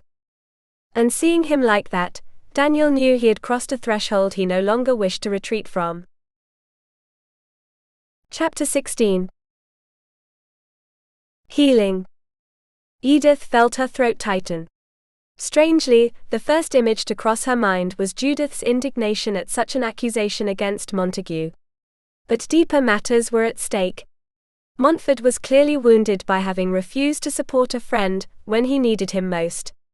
And helping him overcome his resistance to reappear in society would be a hard battle. No one will give credence to such crude slanders against the Marquess, she said with studied calm. She wasn't surprised when the Duke returned to the armchair, as if the weight of the conversation demanded rest. Rumors are treacherous, he replied. And Crowhurst knows how to be persuasive. Edith had a very clear opinion about that cousin, but the sight of the Duke fixing his gaze on the brandy bottle made her act before thinking. She stepped between him and the sideboard. She didn't move when he frowned. Don't worry, Miss Whitcombe, he growled. I don't intend to drown my sorrows in brandy. She held her ground, aware she was protecting him not only from the drink but from himself. I hope so, she responded, avoiding direct confrontation. Calisthenics and liquors don't mix well. The Duke's crooked smile, and the ironic gleam in his healthy eye revealed he had perfectly understood the ambiguity of her words. It's comforting to see you blush, Miss Whitcombe, he said, standing up. Shall we begin? Blushing was a poor description of what she felt. While he took off his coat, loosened his tie and rolled up his sleeves, a wave of sensations swept through her body with an intensity that disarmed her. She perceived in him an intact, contained strength that the accident had failed to extinguish. She swallowed and forced herself to breathe, as if that could also order her thoughts. "Of course, my lord," she said, then corrected herself immediately. "Your Grace." Her own voice sounded strange, dry, as if she had walked too long under the sun. Daniel had seen himself for so long as a monster, that he found it hard to accept the obvious. Miss Whitcombe found him attractive. There was no mistake in the way she looked at him. He had needed courage to shed his coat and tie, and her barely contained but real reaction confirmed it. He should have been offended by the lack of discretion from a woman without a title, but euphoria overcame pride. "I'm still visible," he thought with a dangerous mix of relief and vertigo. An improper thought, unbuttoning his trousers, showing himself without reservations, crossed his mind and lingered longer than it should have. But alongside that impulse came reality, his damaged hip, his clumsiness, the line he must not cross. A duke did not take a woman in his service as a lover. And she, so upright, so proud, was not a woman who would accept that role. "Do you need a moment?" she asked suddenly, her voice deeper than usual. Much more than a moment, he thought, trapped between desire and awareness. "Slow caresses," he murmured, unsure if he had spoken aloud. "Yes," she replied. "No rush." He blinked, startled. Reality hit him hard. She hadn't heard what he thought he said.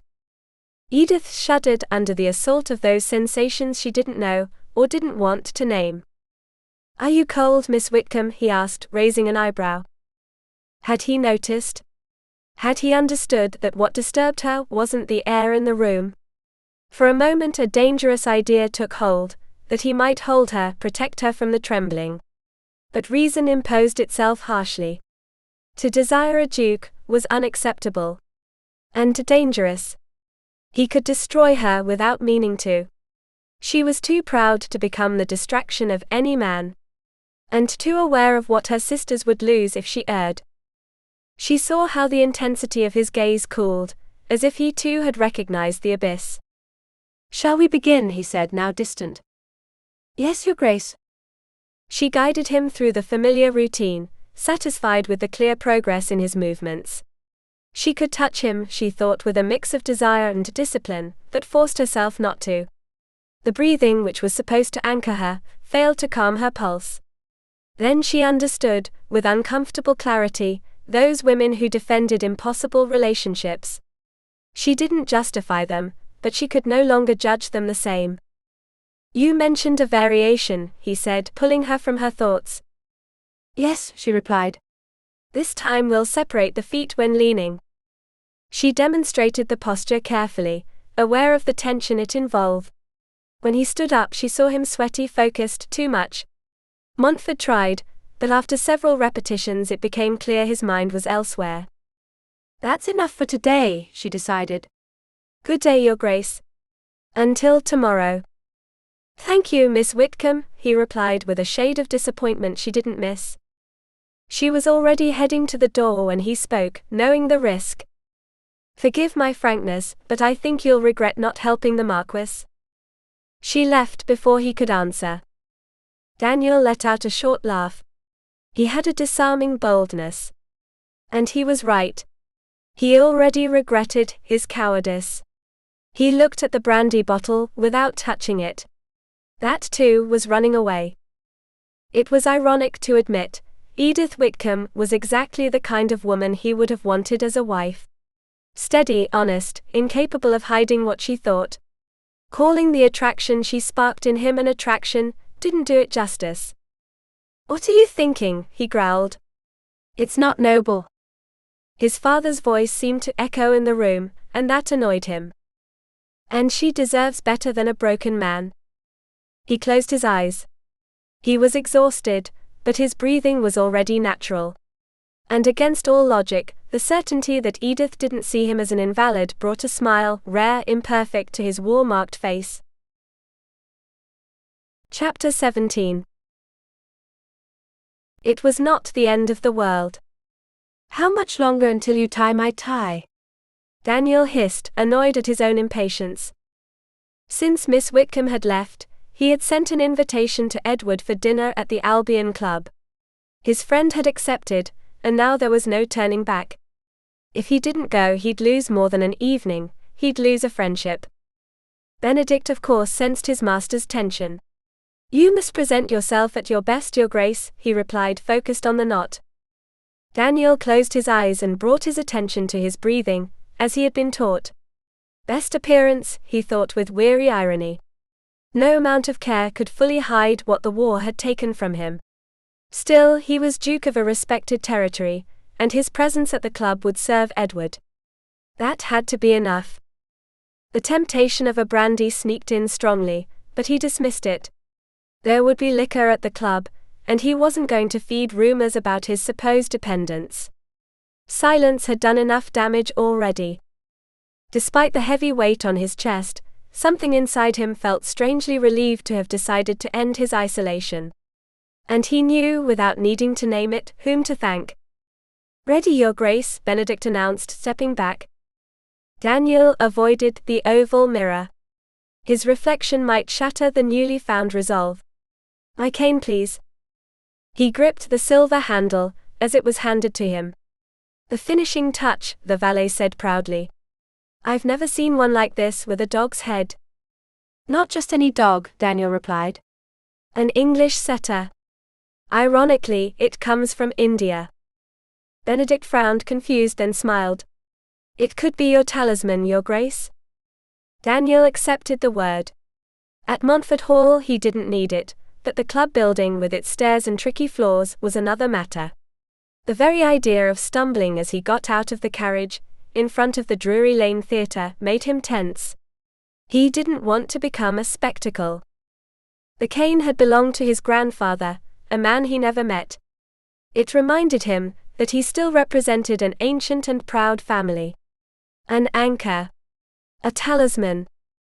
"Now that I think about it," he added, "find those silk waistcoats he used to wear." "I'm tired of this grey wool." "I agree," Benedict said. "It's time to leave mourning behind." Those words stuck with him. Maybe he'd allowed himself too much pity for too long. Maybe it was time to live again. Even when full, the opulent Albion clubroom was never noisy. Conversations were kept low, as custom demanded. Edward sensed Daniel's arrival before he saw him. The murmur paused, some heads turned, a few spoons dropped. He stood immediately but held himself back. He knew Daniel wouldn't have appreciated visible assistance. Instead, he simply pointed to the chair opposite him. Edward clenched his fists as his friend approached, slow but steady. Daniel's war-marked face flushed when several members rose and applauded. He bowed his head, uncomfortable. The cane was new to Edward's eyes, but if it made the way easier. When Daniel finally sat, a collective sigh passed through the room and the murmur returned, livelier than before. "They're glad to see you," Edward said as the waiters set the napkins. "They just appreciate having something new to talk about," Daniel replied. "That's exactly what."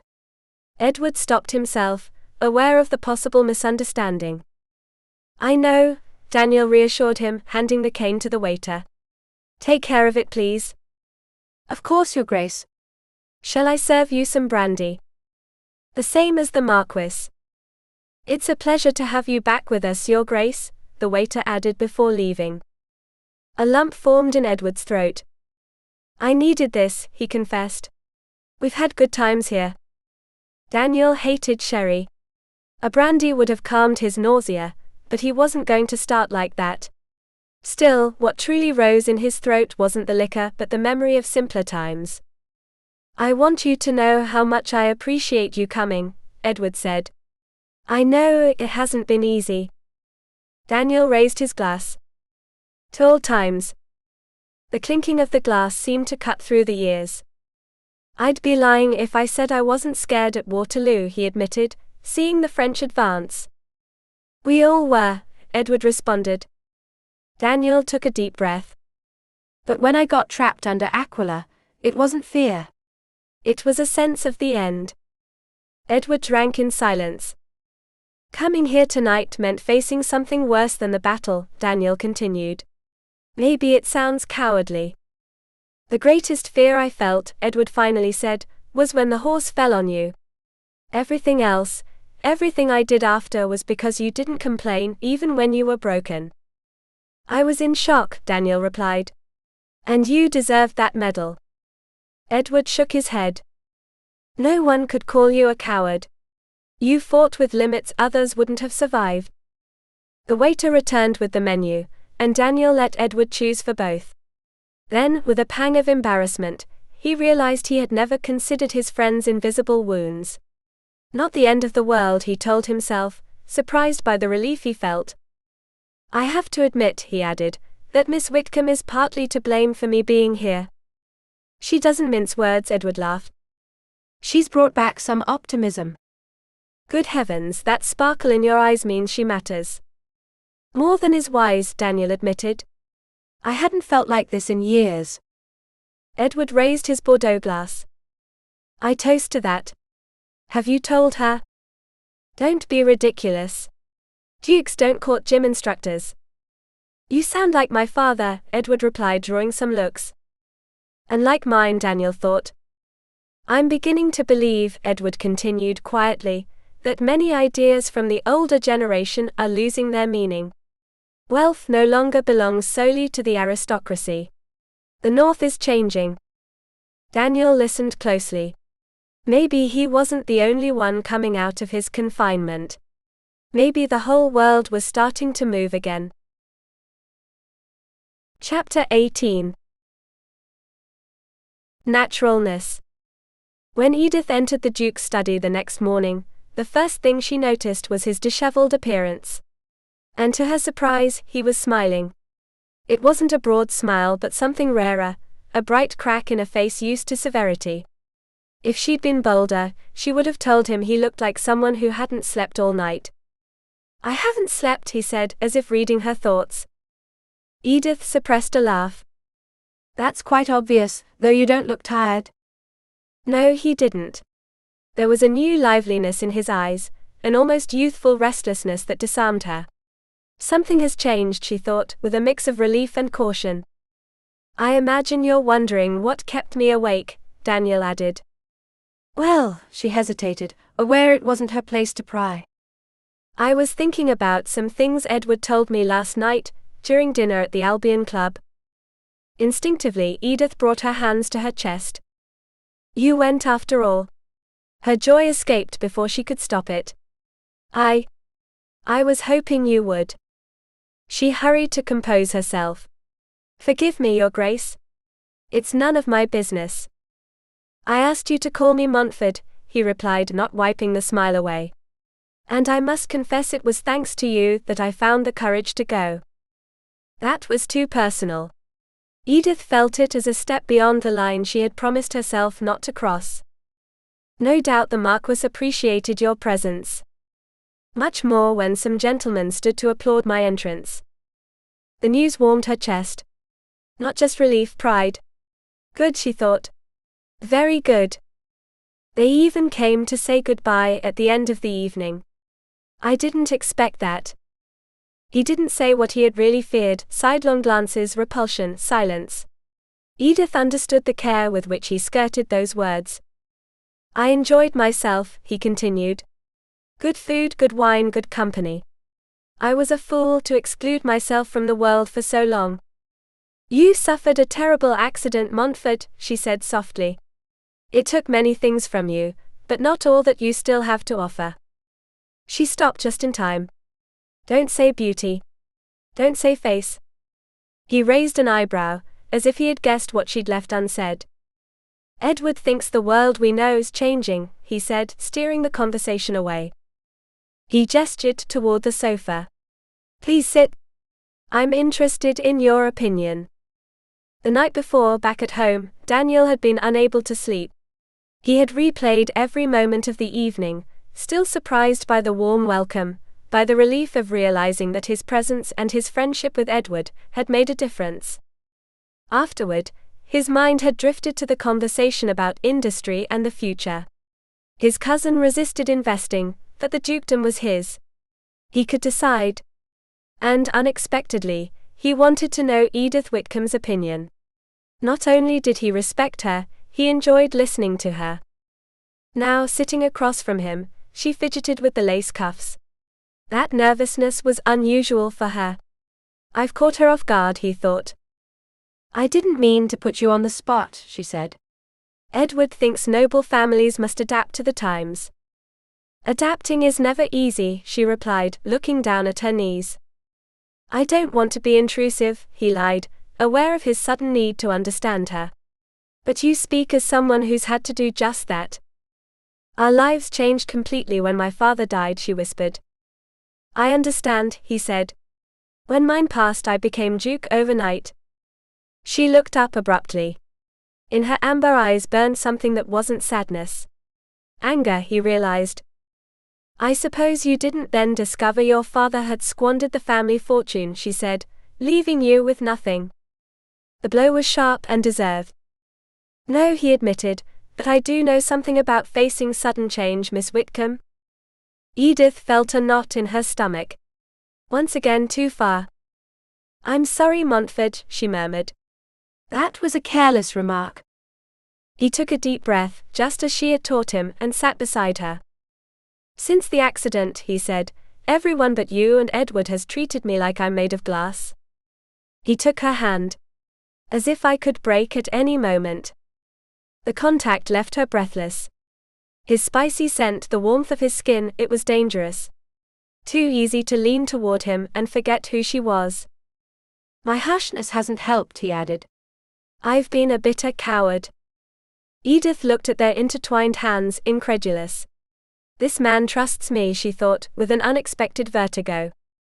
I appreciate your candor, he continued, and I'd like to know more about your situation. The impulse was as swift as it was reckless. She wanted to bring her hand to his chest. Your hands are different from mine, she whispered. Strong, sure. I've been lucky to keep them this way, he replied, gently squeezing her fingers. The war gloves helped. I wouldn't know how to fix damaged hands, she said, wondering when she had lost her sense. I'm sure you would find a way, he answered. You don't give up easily. Edith swallowed hard. My mother couldn't bear losing the house and security, she confessed.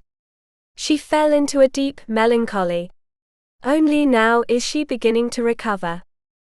That's why you looked for a job where you could apply what you learned in Copenhagen. And because the money for my studies added to my father's debts, without me knowing at the time. You feel guilty? Yes. And I feared becoming a governess. Daniel laughed softly.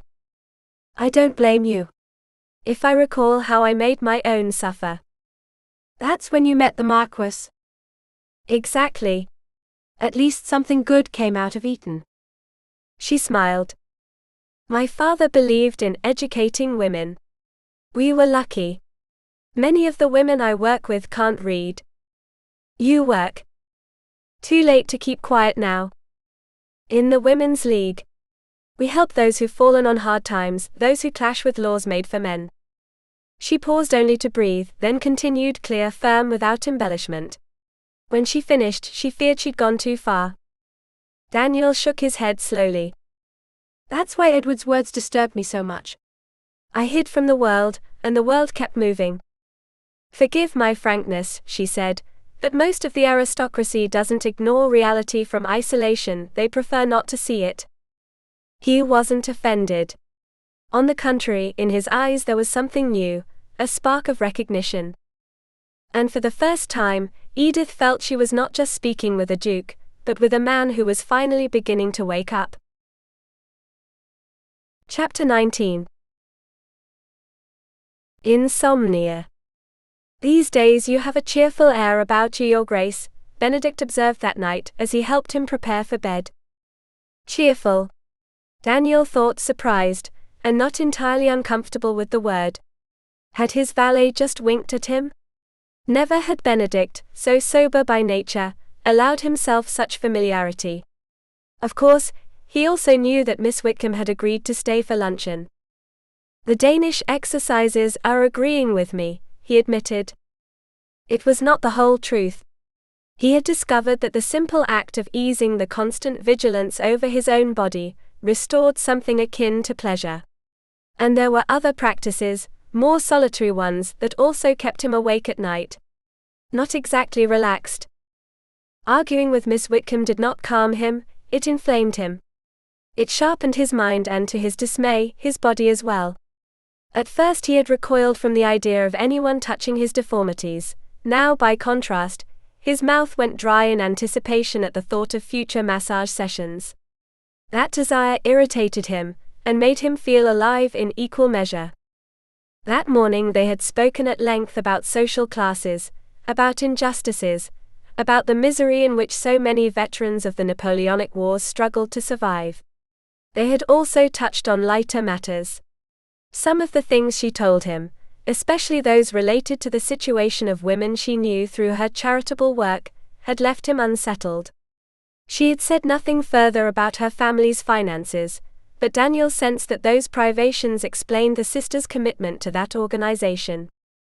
The hour set aside for exercise had passed some time ago, when he decided to postpone the session, citing fatigue. He did not need Miss Whitcombe to know that her closeness had left him too agitated to think of any physical exertion, other than shutting himself away in his bedroom. As Benedict extinguished the candle with a single breath, Daniel laboriously sat up and removed his nightshirt. He had always slept naked before the accident. Perhaps the time had come to stop behaving like a defeated old man. "Can't you sleep?" Judith whispered. Guilt struck Edith at the temples. She had been tossing and turning for some time, waking her sister. Always in the way, she reproached herself before smothering the thought. There was no point in returning to the hardship that had forced them to share a room. "Forgive me. I'll go to the kitchen and make some tea." "I'll come with you." Edith suspected that Judith wanted to know why she had returned from Montford Hall, much later than usual. Arguing would only wake Dorothy, who was sleeping soundly.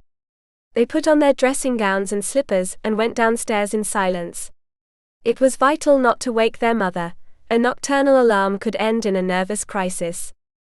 In the kitchen, Edith moved with the assurance of someone who knew every gesture by heart. She lit a candle from the embers in the hearth and set it on the table. The kettle was already filled for the morning, besides she was not truly thirsty. "I don't feel like tea," Judith murmured. "Perhaps just a biscuit," Edith suggested, opening the tin as they drew closer to the fire.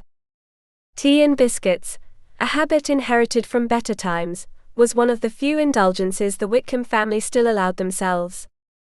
"All right," Judith said, as direct as ever. "What's keeping you awake?" "The Duke." Edith nibbled at the biscuit. If only it were that simple. "Yes and no." "How enlightening. Come on, we always tell each other everything." Before their father's death, they had shared the secrets of girls on the brink of youth. Edith had never burdened her sisters with the weight of ruin, but Judith knew how to listen. "I'm growing too fond of the Duke," she confessed. The candle flame revealed Judith's puzzled frown. Edith noticed it at once. "I've said it out loud." "No," her sister replied. "I don't see why it should worry you to like a patient, unless—" "That's the problem, that unless. It's so easy to talk to him. With the same arrogant Duke I met a few days ago. The same but different. This morning we argued about everything. He was very interested in our work with the Women's League." "Good heavens!" Judith exclaimed. "You're falling in love." Edith straightened, defensive. "That would be madness." "He's a Duke.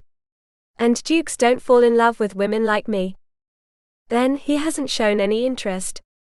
"He has. He seems to like me." "That leaves only two options.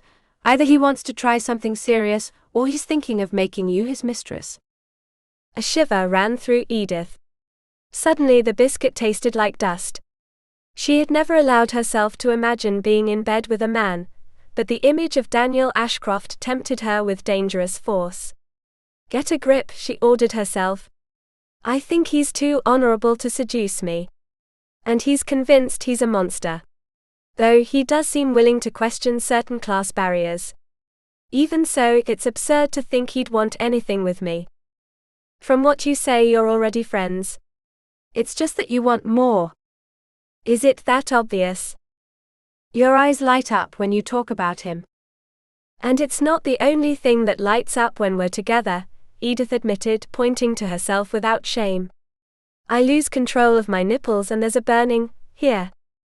I understand, Judith said with a half-smile. I felt the same when I met Edward Montague. Another lost cause, I didn't know he was a duke's son. Edith seized on the diversion. Then you'll be surprised to know that someone is saying Montague is a spy for Napoleon. The flame set Judith's green eyes alight with fury. No one would believe such a lie, she declared, with a certainty that brooked no reply.